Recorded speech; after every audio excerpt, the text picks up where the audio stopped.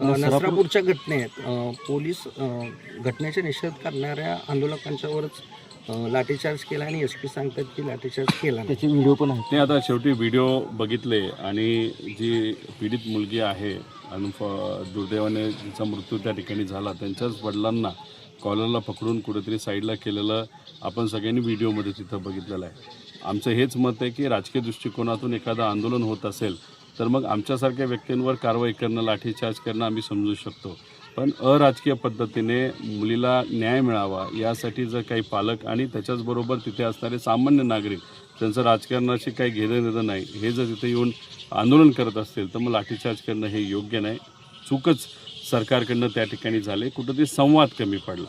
त्याच्याचबरोबर लोकांची अपेक्षा होती की अशी एखादी घटना जर आपल्या महाराष्ट्रामध्ये घडली असेल, ते सुद्धा 3 वर्षाच्या चिमुकलीवर, आणि तो जो कोणी होता तो 2दा ऑफेंडर होता, म्हणजे 2दा त्यांनी चूक तिथं केली होती आणि तिसऱ्यांदा चूक करून त्याच्यात ती मुलगी दुर्दैवाने त्या ठिकाणी मृत्यू झाला. याच्यात लोकांची अपेक्षा होती कोणी ती सिनियर व्यक्ती तिथं आलं पाहिजे. ठीक आहे, पालकमंत्री आल्या, त्यांनी चर्चा केली, पण लोकांची मागणी होती मुख्यमंत्र्यांनी वेळ काढावा. आता तिथं असणाऱ्या पीडित कुटुंबाला भेटायला मुख्यमंत्री साहेब दुर्दैवाने तिथं आले नाहीत, नाहीतर दुसरे उपमुख्यमंत्री जे आहेत एकनाथ शिंदे साहेब ते तिथं आले नाहीत.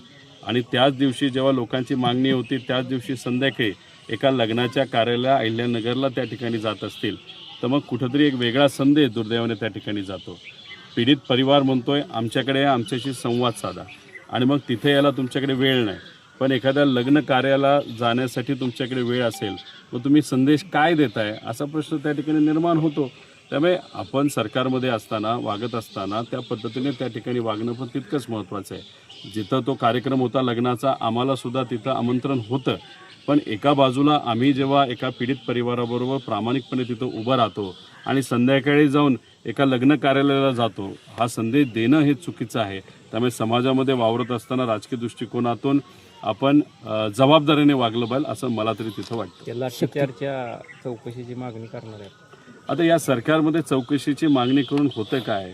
अजितदादांचा जो मृत्यू झाला, जो ॲक्सिडेंट झाला, त्याच्याबद्दल अनेक लोकांच्या मनामध्ये शंका आहे, आणि अजितदादांच्या बाबतीतच FIR होत नसेल तर मग सामान्य लोकांनी काय अपेक्षा धरावी?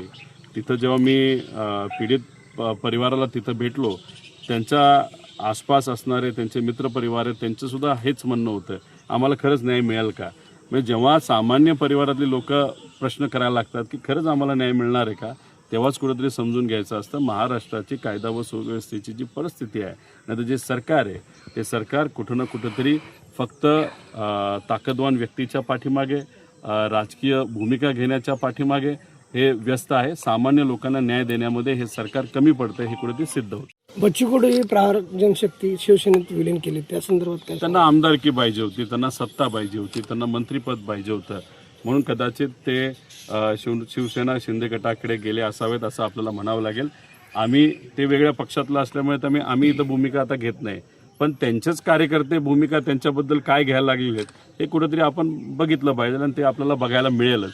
पण आमचं एवढंच मत आहे की शेतकरी व इतर जे शेतकरी नेते आहेत त्यांनी सगळ्यांनी मिळून, बच्चू कडूंनी मिळून एक शेतकऱ्याच्या हितासाठी कर्जमाफी व्हावी यासाठी नागपूरला एक मोठं आंदोलन तिथं उभं केलं होतं. आम्ही सुद्धा पाठिंबा दिला होता. त्यांचं उपोषण होतं, त्याला मी स्वतः तिथं गेलो होतो.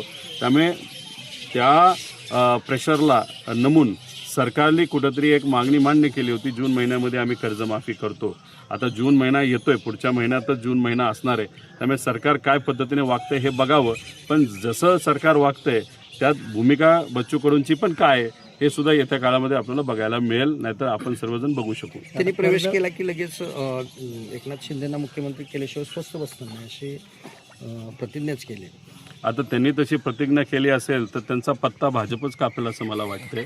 आणि शेवटी आत काय चाललंय, एकनाथ शिंदे साहेबांना कोण खाली खेचतंय, कशा पद्धतीचं आतलं राजकारण आहे. आता आपण कराडमध्ये आहोत आणि साताऱ्यामध्ये काय घडलं हे दुनियेने त्या ठिकाणी बघितलेलं आहे. म्हणजे पोलीस डिपार्टमेंट कोणाच्या मार्गदर्शनाखाली चालतं तर देवेंद्र फडणवीस साहेबांच्या. ते कोण आहेत तर होम मिनिस्टर आहेत आणि या राज्याचे मुख्यमंत्री आहेत. आता तिथं समीकरण जे होत होतं ते अजितदादांच्या गटामध्ये आणि एकनाथ शिंदे साहेबांच्या गटामध्ये समीकरण होऊन एक अध्यक्ष त्या गटाचा तिथं होणार होता. आता तिथं मारामारी कुणी केली? पोलिसांनी केली. कोणाला मारलं? नेत्यांनाच मारलं, मंत्र्यांनाच मारलं. आता आंदोलन करत असताना दुसऱ्या दिवशी एकनाथ शिंदे साहेबांच्या सर्व नेत्यांनी आणि आमदारांनी आंदोलन केलं आणि मग अजितदादाच्या गटातून किती आमदार तिथं होते तर एकच, कोण? तर मकरंद आबा होते, म्हणजे मंत्री होते असं मला कळतंय. बाकी कोणीच तिथं आलं नाही. त्यामुळे कुठं ना कुठंतरी भाजप ताकद कोणाची कमी करते हे कळलंय. त्यामुळे बच्चू कडूंनी तिथं भूमिका मांडली असली तर मला असं वाटतं की त्यांना मंत्रीपद आता काय मिळेल असं मला तरी त्या ठिकाणी वाटत नाही.